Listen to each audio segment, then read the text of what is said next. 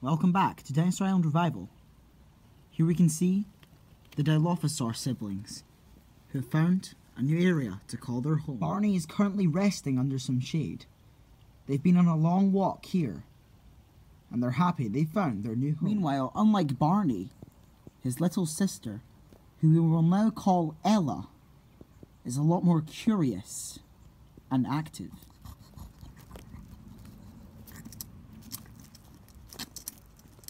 Ella is eating the ants of the leaves of this tree. She usually does this to amuse herself, as she is easily bored, especially by her brother, who seems to be more serious than he once was. She hears a noise and goes to investigate.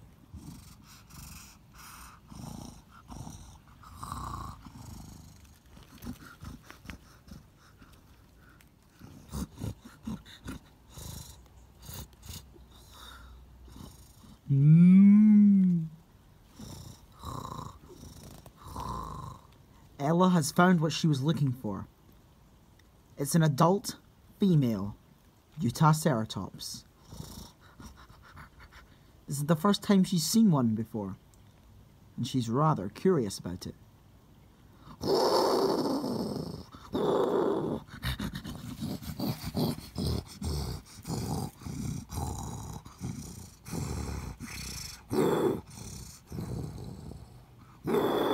Barney noticed his sister running off into the woods.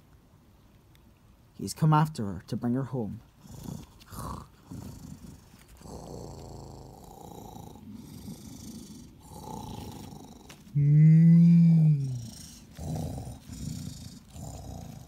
Barney tails Ella off, making sure she does not leave the safety of their home again. She abides to her brother's rules. She knows it's best for her.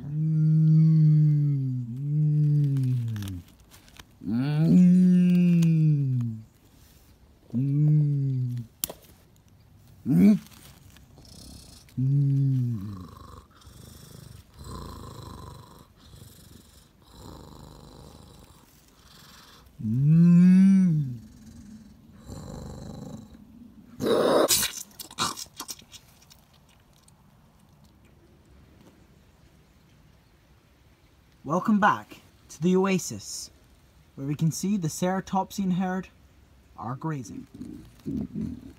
The leader, Tony, grazes on his own. He does not like to be surrounded by members that are less important than him. That is why he prefers to be secluded.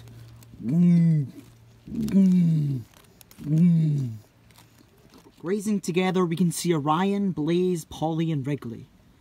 These ceratopsians have known each other for a long time now. Orion and Wrigley have known each other for a decade. And Blaze and Polly have known the rest of the group for 6 years. It would seem they've all become quite good friends. Wrigley and Orion's relationship seems to be healing a lot from 5 years ago. Wrigley hated him back then, but now they seem to have a mutual respect for one another. Meanwhile, Polly is feeling a lot better. Her wounds from Junior have healed, and now she's on the full recovery. Blaze and Orion have actually become very good friends, but only since they've come to the oasis. It would seem Orion is starting to be accepted by the whole herd now, not just the closest members to him, that remember the things he did. It certainly makes Orion happy, knowing that he has a family again.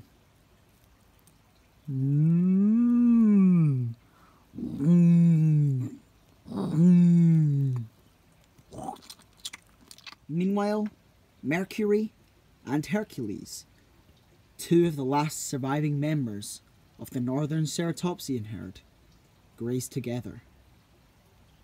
They've gone through a lot together. The forest fire, the loss of Saturn, Neptune, and Jupiter, some of their closest friends. They are all each other have left. However, ever since they've joined the southern ceratopsian herd, Their troubles have ceased. These two are now living happy lives and want to keep it that way. On the other side of the field, we can see Quill and Achilles grazing together.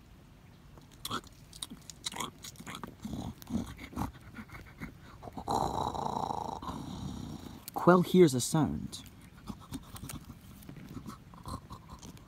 Achilles notices his best friend is gone and follows after him to make sure he doesn't get himself in trouble.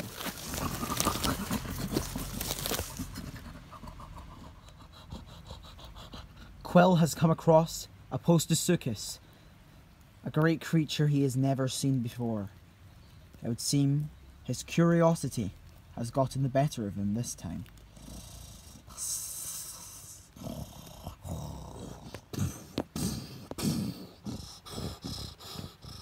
Achilles finally catches up with his friend and suddenly notices the Postosuchus. Achilles nudges his friend, trying to get him to leave. It's not safe here. Quill just watches in amazement. Achilles has no choice but to stay with his friend and make sure he doesn't get hurt.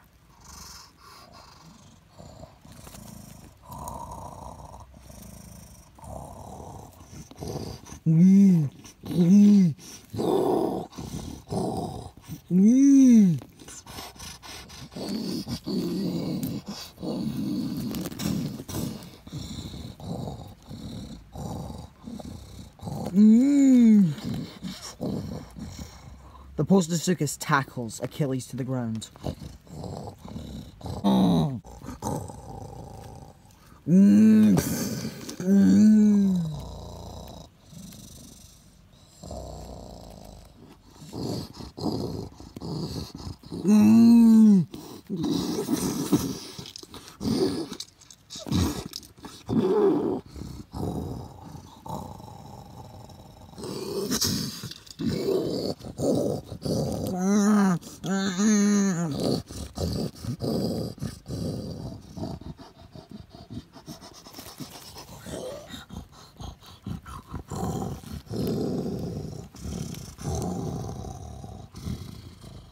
Ripsaw attacks the Postosuchus, saving Quill from certain death.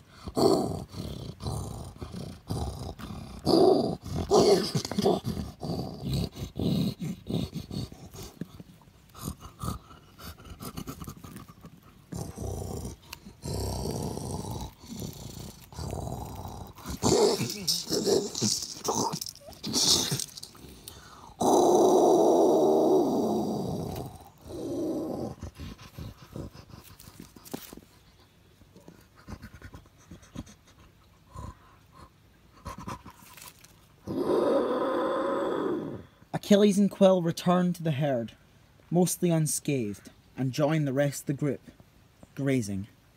Well, most of the group.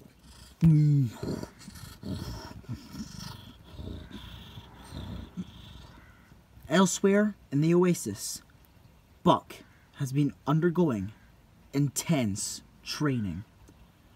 Training for what, you may ask?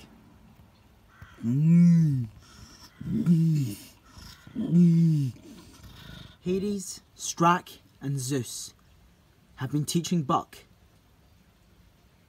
how to win a duel. Buck has no experience with dueling, whereas his rival, Tony, does. Zeus is trying to train up Buck to defeat Tony. Zeus has noticed that Tony's actions have gone too far, and he has to be stopped. Buck is Zeus's last hope. Tony has been trained by Hades, Strack, and Zeus. Buck has had no training so far. Until today.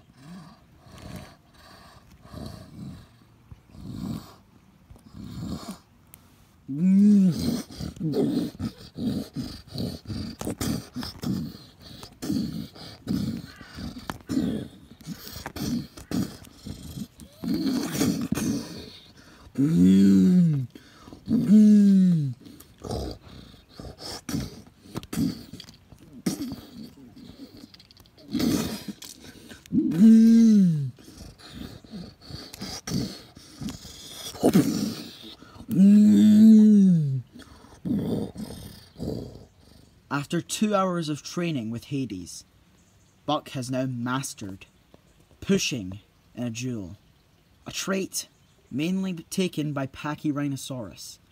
But Buck now knows how to utilize this also. He's already better than he once was. Up next is Strack, who will teach him how to play dirty by using his horns to slash and stab in a duel. This is a technique that Tony has perfected. It's the same technique Tony used to overthrow his father. And now Buck will try to learn it.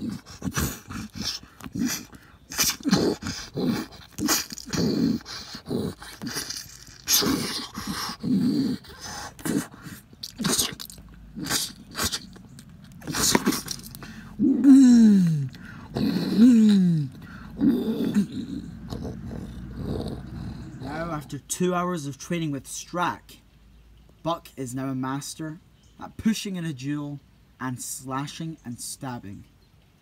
There is now only one last thing he needs to learn. Zeus will now teach his son how to use his size and strength in a duel to overpower his enemies no matter what. This is the most intense training.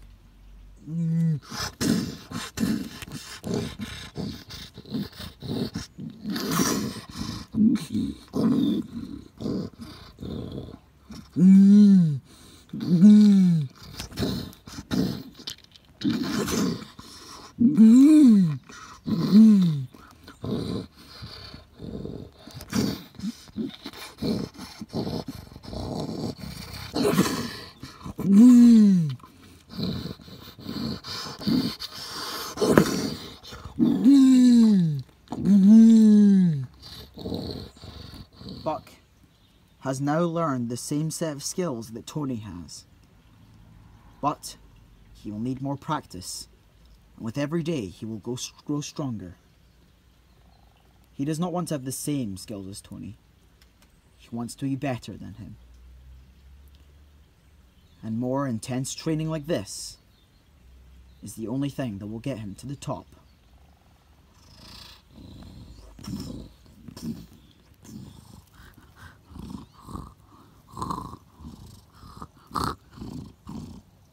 Here we see Fred, and over there is the Utahraptor pack. He's finally made it to the destination he wants to go to.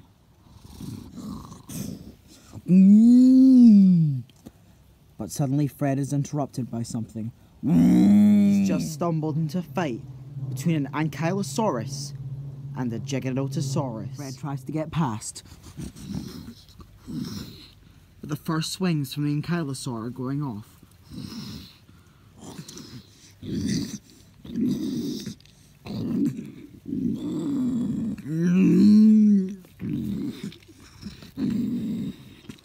The Ankylosaur is being taken down by the Giga. Fred isn't able to move.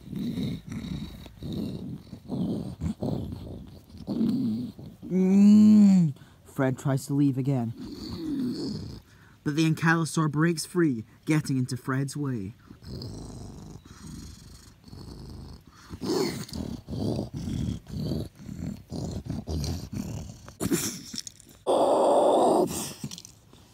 The Ankylosaur hits the Giga, making it drop Fred. He tries to leave again. However, this time, he's not so lucky.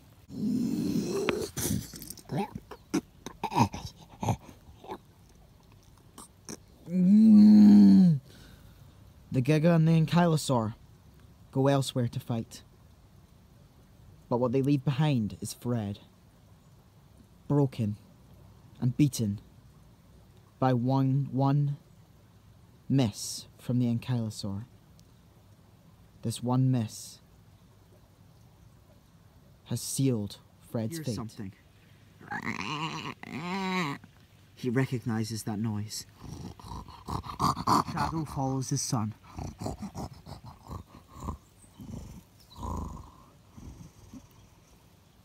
Dagger has arrived too late to save his father.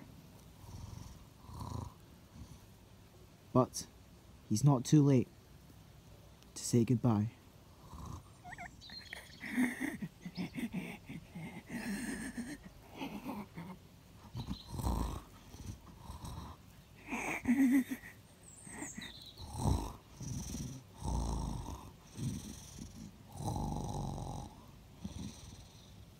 Shadow has come along to say farewell. Although Fred and he were not friends, he has respect for this little raptor,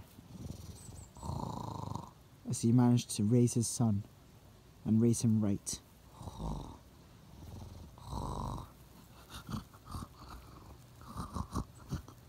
Fred sits there, bleeding out, surrounded by the last one of his family members. His mate Marge is dead, and his other son Daniel, also gone. He will soon be with them.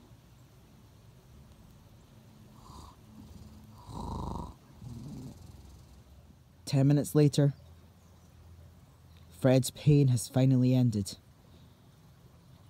and he is now with the rest of his pack. Dagger finally says farewell to his father.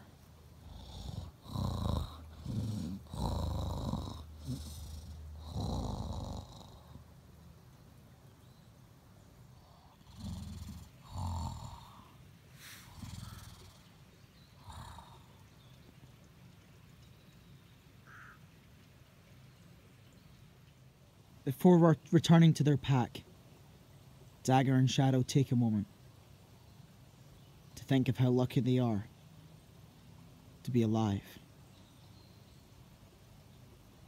And Shadow thinks how lucky he is to have a son. And that if it weren't for that little velociraptor who risked his life just to see Dagger one more time, then Shadow's son would not be alive today.